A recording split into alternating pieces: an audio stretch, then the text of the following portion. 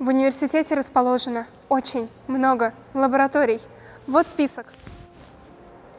А еще студенты, которые хорошо учатся, могут поехать по программе обмена в университет-партнер на 1 семестр. В Испанию, например, или Южную Корею. А вот там немножко интервью студентов Сергея Карапетяна. Я ездила в Италию, в Милан. Ну, там вуз очень большой, очень старый, и за счет этого очень консервативный и очень направлен на теорию. Там огромная аудитория, там огромный набор студентов на каждом курсе, и каждый раз меняется. То есть я каждый раз приходила и 300 разных человек видела. Ну, самое главное, наверное, это отсутствие домашек и проектов. Вот. Была сложность только с языком. У меня был один предмет на итальянском, и я итальянский не идеально знала. Но преподаватель очень открыто к этому относился, очень помогал мне, он давал мне материалы на английском, экзамен мне на английском был. Вот, поэтому, ну, такая трудность была, но преодолимая. А в бытовом плане разрешение на проживание. Это нужно было ходить там, на почту, потом в полицию, потом еще куда-нибудь. Но мне помогал человек, как товарищ его называют. Это тебе университет принимающий дает одного своего студента, и он тебе помогает, и с тобой везде ходит. Вот. И мне очень хороший товарищ попался, и он мне очень помогал.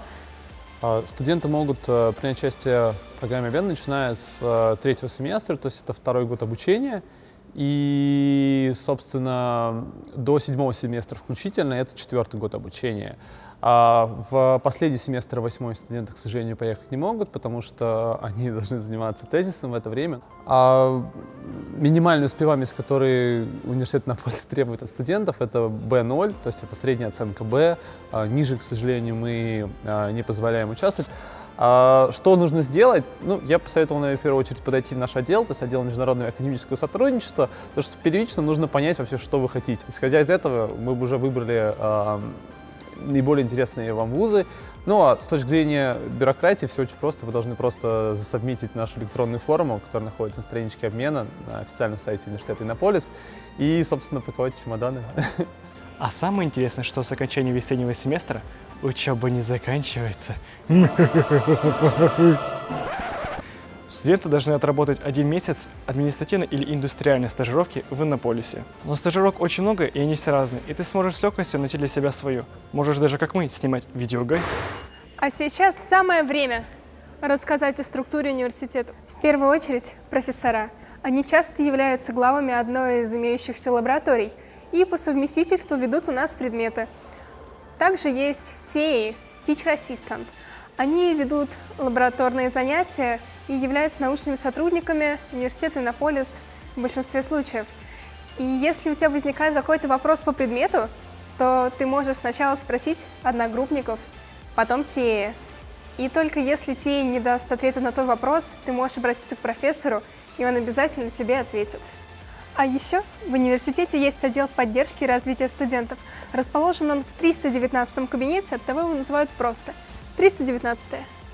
Основная цель нашей работы – помочь студенту за время обучения бакалавриате стать полноценным членом общества, это человеком с активной жизненной позицией, то есть не только профессионалом в своем деле, в данном случае мы говорим про IT, но и человеком, который много какими вещами интересуется, который сам интересен и интересуется другими людьми. А к нашему отделу, к отделу поддержки и развития студентов, можно обратиться по любым вопросам, касающимся жизни в университете, учебы, дальнейшего трудоустройства, адаптации в университете. Все, что касается университета и жизни в кампусе.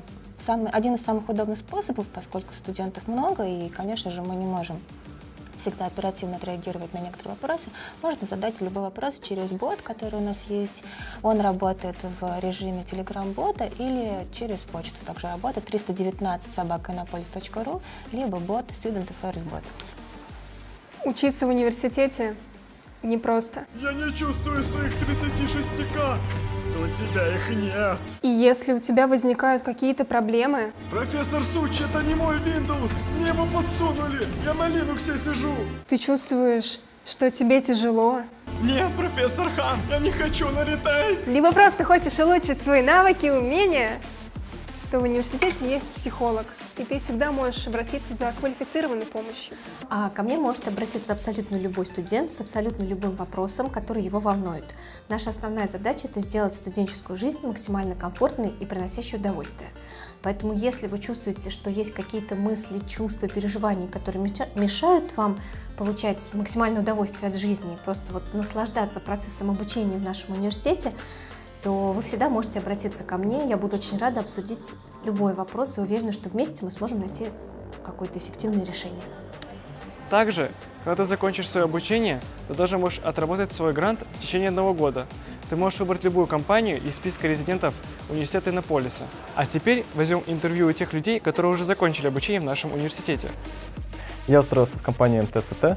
В октябре я устроился сюда фуллстек-разработчиком, и спустя полгода я стал тимлидом мобильной разработки. Возникли у вас какие-то проблемы при трудоустройстве? Нет, никаких проблем при трудоустройстве у меня не возникало, потому что существует достаточно большой набор компаний-резидентов в Иннополисе, и я считаю, что каждый найдет себе работу под свой вкус и свои способности. Довольны ли вы тем, где вы сейчас работаете? Да, абсолютно. Это то, что я хотел, когда учился и когда заканчивал свое обучение. И сейчас идет все именно так, как я представлял себе это. Какой вы можете дать совет первокурсникам? Ну, понимаете, университет Иннополис, он предоставляет абсолютно все условия и возможности для того, чтобы посвятить себя учебе и работе. И этими возможностями нужно пользоваться. Поэтому мой совет – это использовать все ресурсы, которые дает университет, и вкладывать сейчас именно в себя.